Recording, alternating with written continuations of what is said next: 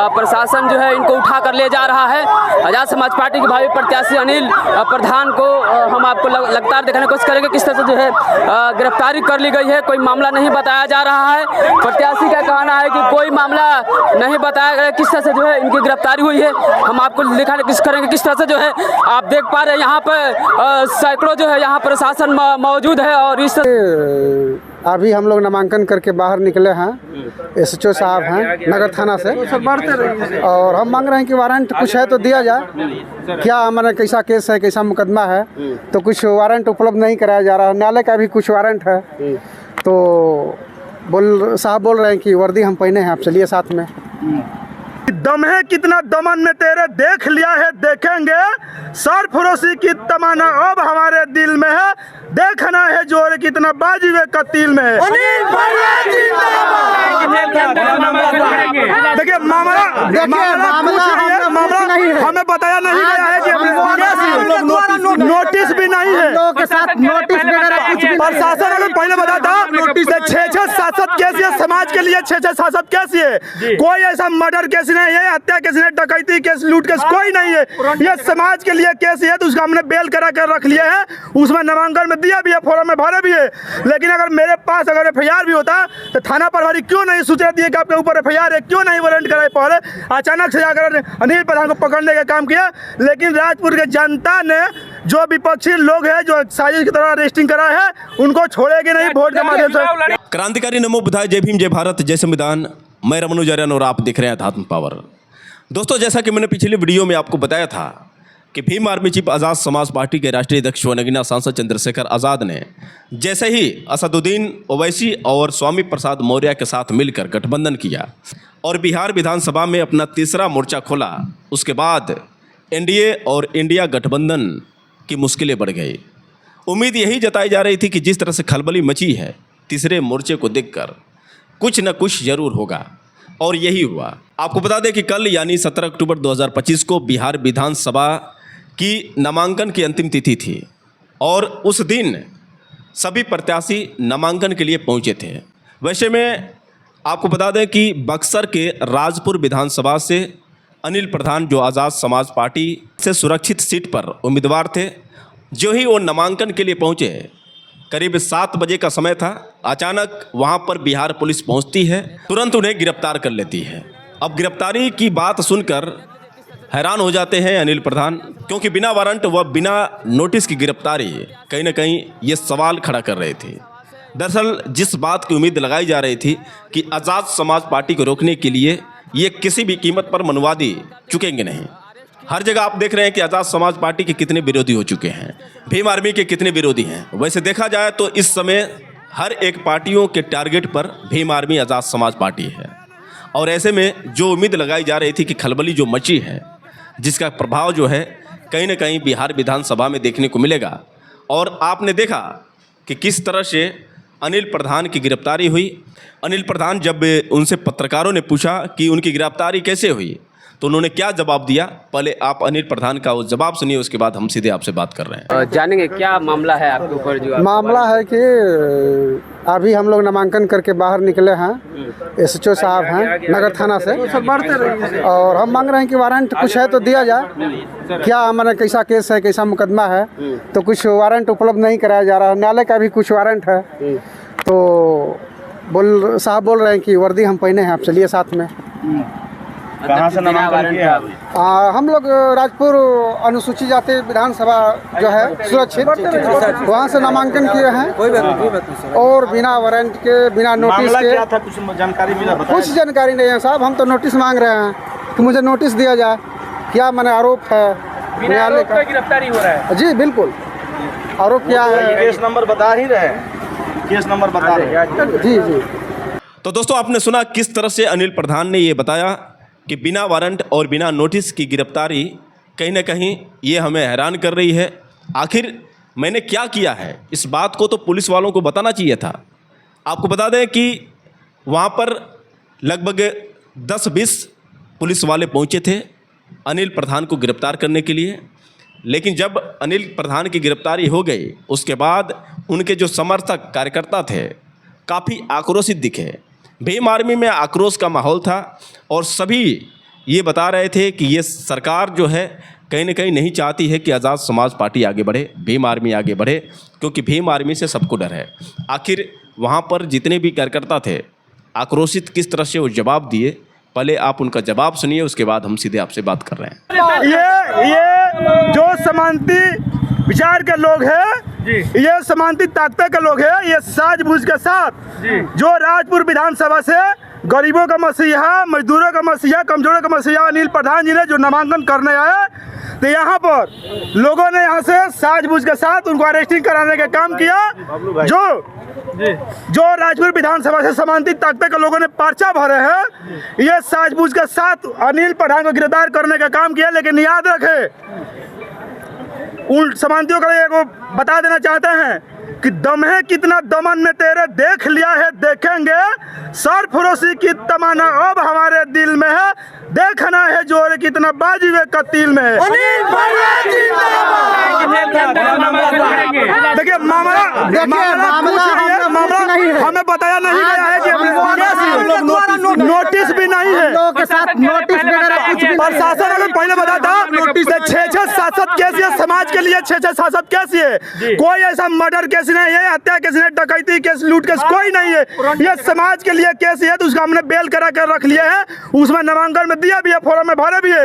लेकिन अगर मेरे पास अगर FIR भी होता तो थाना प्रभारी क्यों नहीं सूचना दिए कि आपके ऊपर FIR है, क्यों नहीं वारंट कराए पहले, अचानक से जाकर अनिल प्रधान को पकड़ने का काम किया। लेकिन राजपुर के जनता ने जो विपक्षी लोग हैं जो साजिश की तरह अरेस्टिंग करा है, उनको छोड़ेगी नहीं। वोट के माध्यम से बिल्कुल चुनाव लड़ेंगे।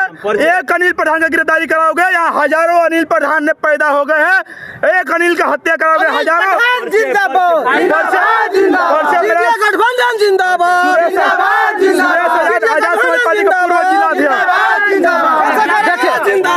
देखिए ये आज राजपुर विधानसभा में साजिश के तहत अनिल प्रधान जी को गिरफ्तार किया गया है। मैं आपको बता दूं कि राजपुर के जनता बड़े भाई अनिल प्रधान जी को महापंचायत के तहत उनको चयनित किया था, और ये चुनाव राजपुर के विधानसभा का जो चुनाव है, राजपुर के जनता इस बार चुनाव लड़ेगी। एक अनिल प्रधान के अरेस्टिंग से हमारी आजाद समाज पार्टी की कार्रवाई को कोई रोक नहीं सकता है। क्या नाम है सर आपका? जी मेरा नाम हुआ पप्पू कांत निराला, आजाद समाज पार्टी जिला अध्यक्ष। लगातार आप देख रहे हैं किस तरह से जो है जोश जुनून के साथ जो है आजाद समाज पार्टी के लोगों का जो है यहाँ अरेस्टिंग हुई, इसके बाद जो है लोगों का सीधे कहा जा रहा है विपक्षी दल है वो हमारे आवाज को दबाने के लिए, कुचलने के लिए, दबे कुचले लोगों का आवाज बने थे अनिल प्रधान जी।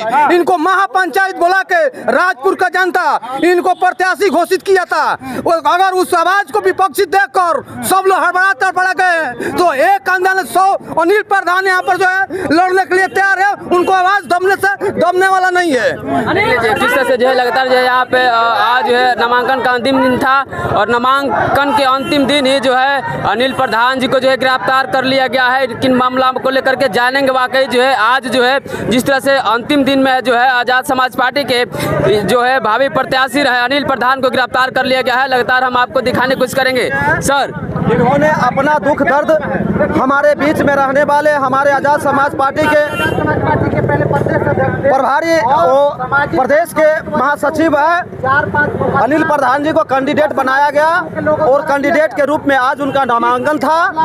प्रतिद्वंदी पार्टियों के एक डर हो गया कि अनिल प्रधान ने ये सीट अपने हाथ में करने जा रहा है, इसलिए किसी तरह इसको पुलिस के से अरेस्टिंग करा दे। क्या लग रहा है कि विपक्ष का डर है? विपक्ष लोग जी बिल्कुल सही। उन्होंने जो काम किया है भीम आर्मी संगठन के माध्यम से आजाद समाज पार्टी को बढ़ाने के लिए, आजाद समाज पार्टी को सरकार में ले जाने के लिए, इससे भयभीत लोग होकर के यहाँ के जो स्थानीय लीडर लोग हैं वो चारों दिशा से देखा कि ये चला जाएगा आजाद समाज पार्टी के कोटा में सीट, इसको किसी तरह से मैं बैक करवाऊं, तो साजिश के तहत इनको पुलिस से अरेस्ट करवाया गया है। जबकि पहले से इनके ऊपर कोई केस नहीं है, कोई FIR नहीं है, कोई मर्डर नहीं है, कोई डकैती केस नहीं है।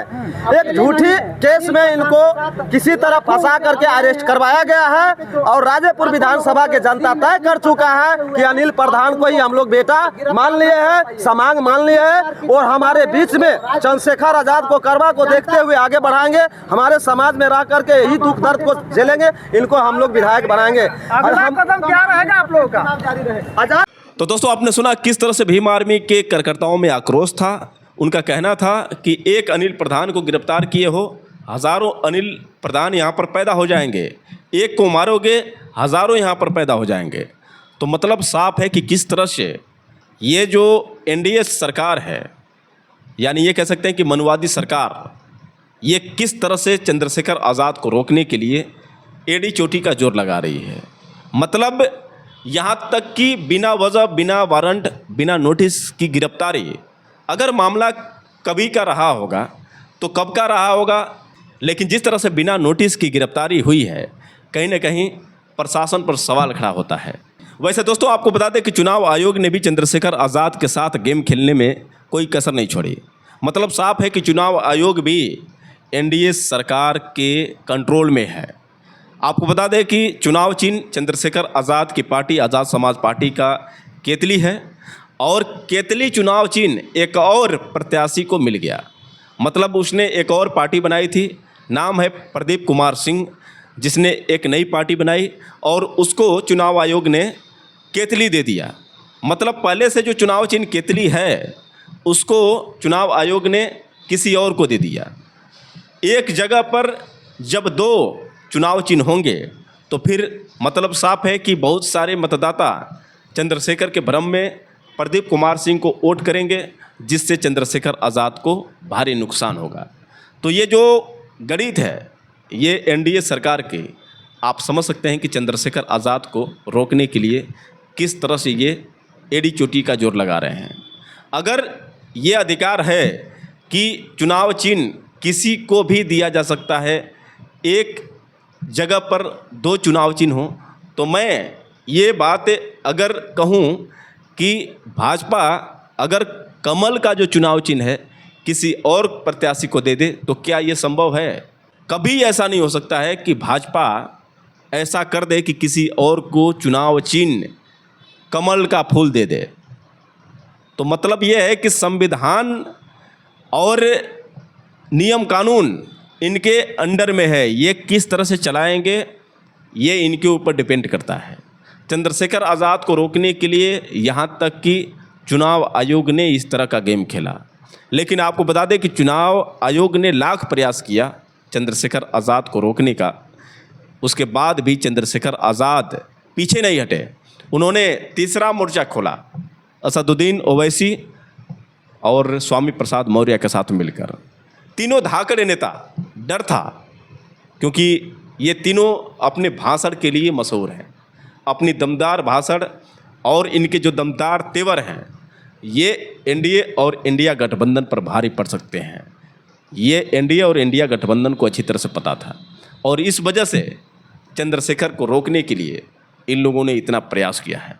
आपको बता दें कि चंद्रशेखर आज़ाद जो लगातार जनता की समस्याओं को सुनते हैं और जनता की समस्याओं को लेकर वो हर बार संसद में भी आवाज़ उठाते हैं, यहाँ तक कि सड़कों पर अगर प्रदर्शन की बात आए तो सड़कों पर प्रदर्शन भी करते हैं। मतलब ये है कि ऐसा नेता जनता ने पहली बार देखा है जो सांसद होने के बाद भी उनके साथ घुल मिलकर किस तरह से उनके न्याय के लिए खड़े हो जाते हैं।